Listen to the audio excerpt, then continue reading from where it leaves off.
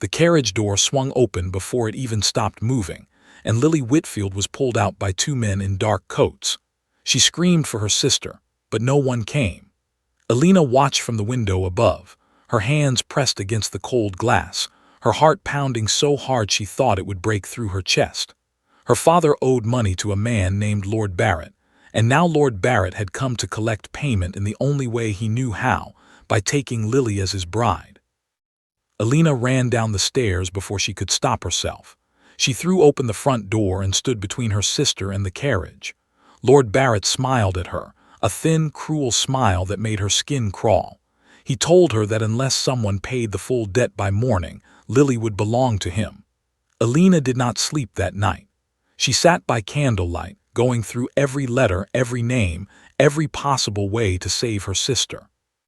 Then she remembered a name whispered in every ballroom but spoken to no one, Duke Ashford Voss, a man so cold that servants said his own shadow avoided him. By sunrise, Alina had written a letter and delivered it herself, standing outside the towering iron gates of Voss Palace. She begged the guards to let her in, and when they refused, she refused to leave. Hours passed before a servant finally came out and led her inside. The halls were silent, lined with portraits of ancestors long gone, and every corner felt as if warmth itself had been erased from the walls. She was brought before the Duke, a tall man with sharp eyes and a face carved from stone. He did not smile, he did not offer comfort, he simply listened. Alina explained everything, her sister, the debt, the cruelty of Lord Barrett, and the desperation that had brought her to his door. She expected to be turned away. Instead, the Duke asked her a single question: would she marry him instead? Alina's breath caught in her throat.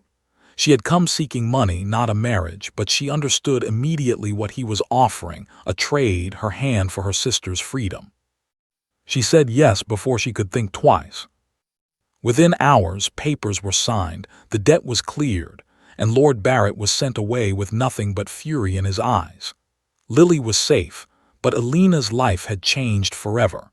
She was to become the wife of a man the entire kingdom feared, a man whose heart, they said, had frozen the day his first love betrayed him.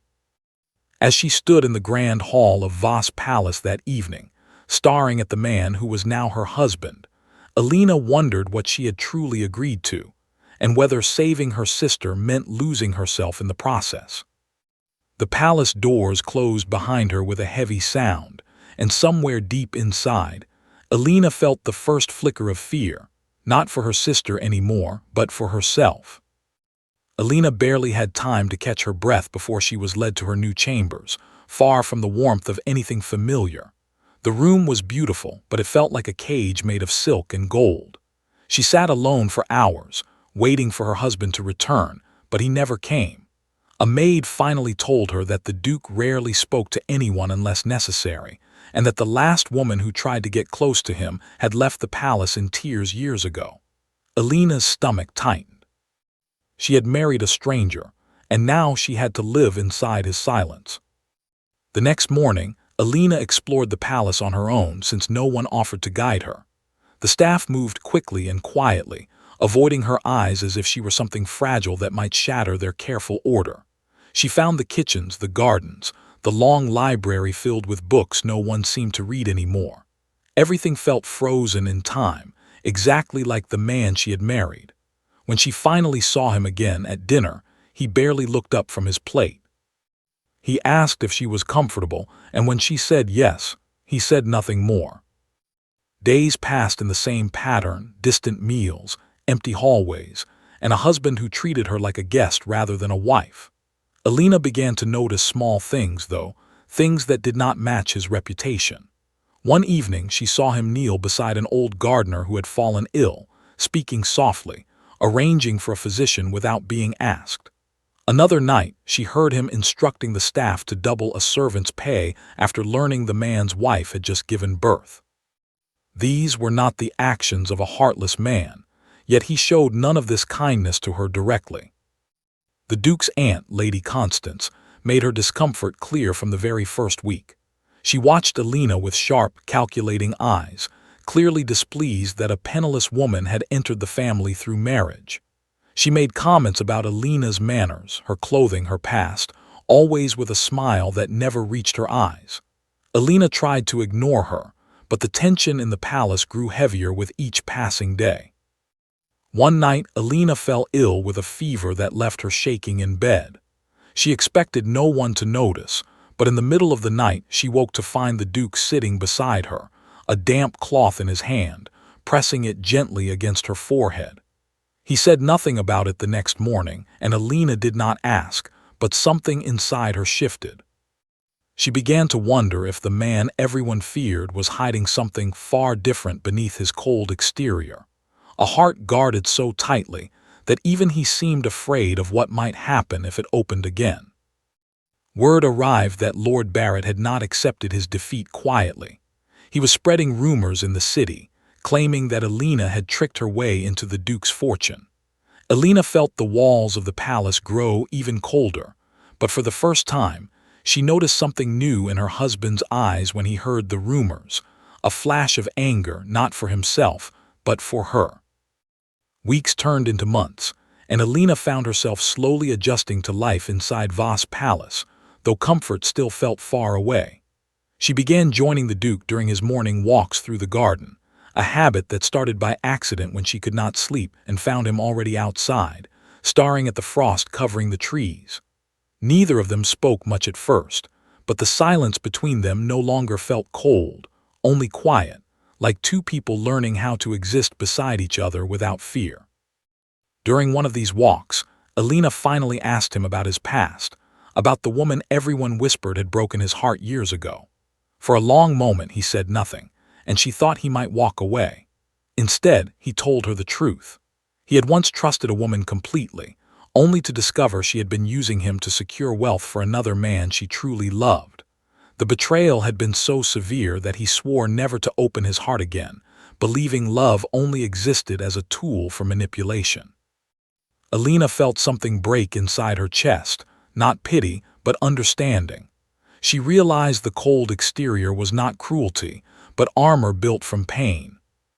She told him gently that not every heart that loved him would betray him, and for the first time since she had arrived, she saw something soften in his eyes.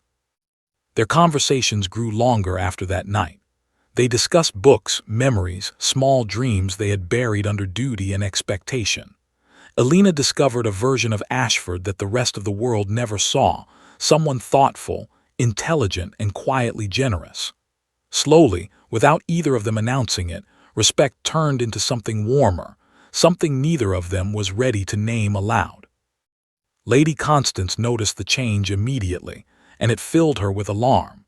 She had hoped the marriage would remain distant and easily broken, allowing her to maintain her influence over the family's fortune. She began spreading small lies among the staff, suggesting Alina was manipulating the Duke the same way his first betrayer had.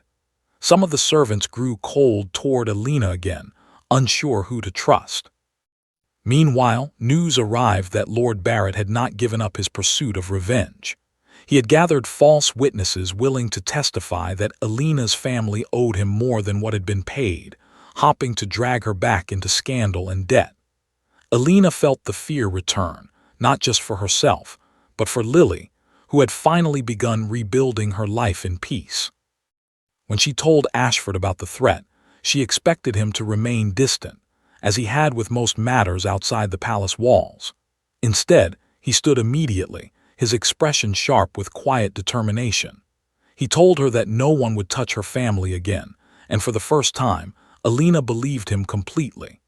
As they stood together preparing to face the coming storm, Alina understood that whatever fragile trust had grown between them was about to be tested in ways neither of them could predict.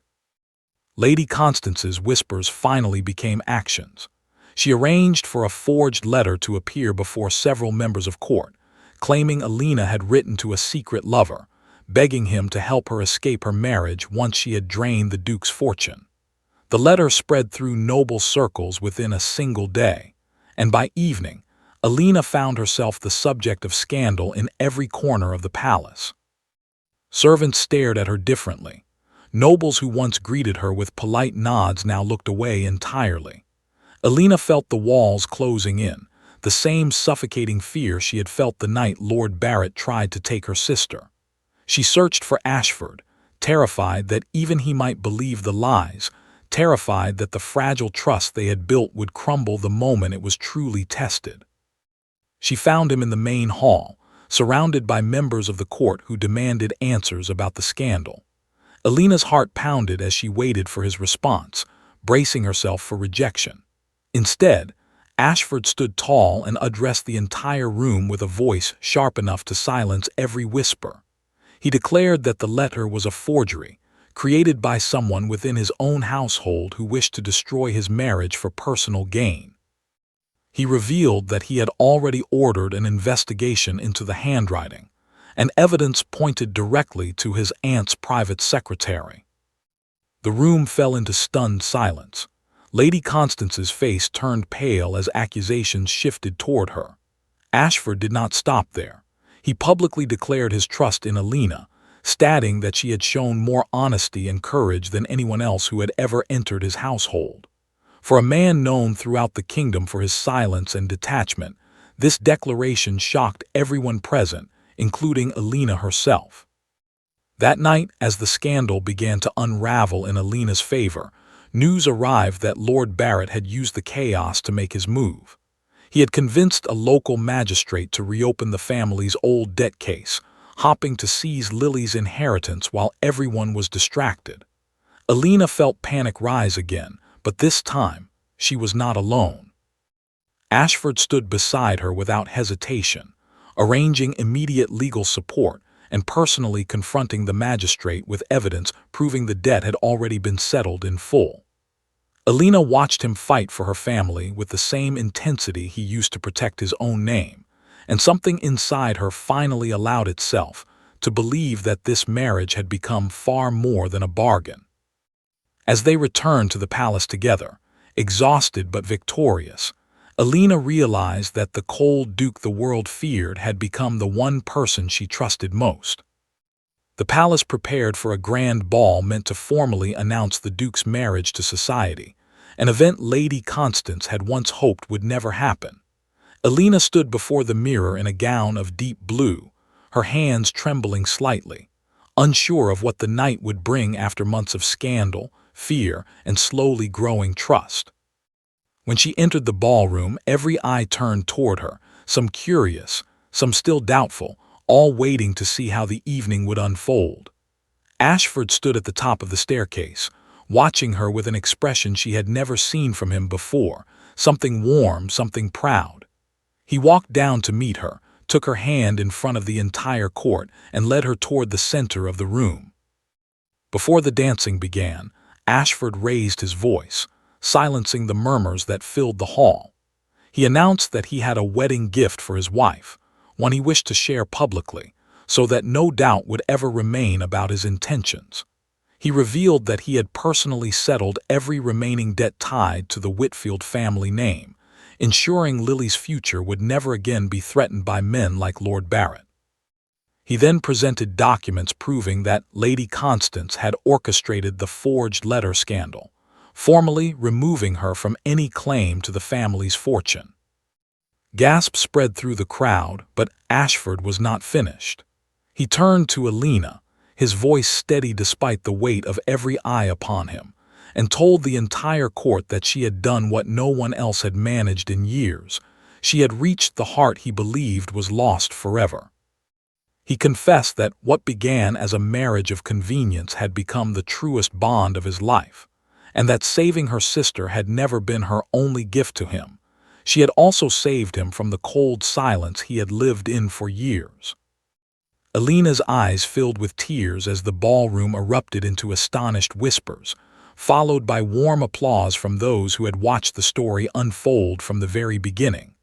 Lily, standing near the front of the crowd, smiled through her own tears, finally seeing her sister safe, happy, and truly loved.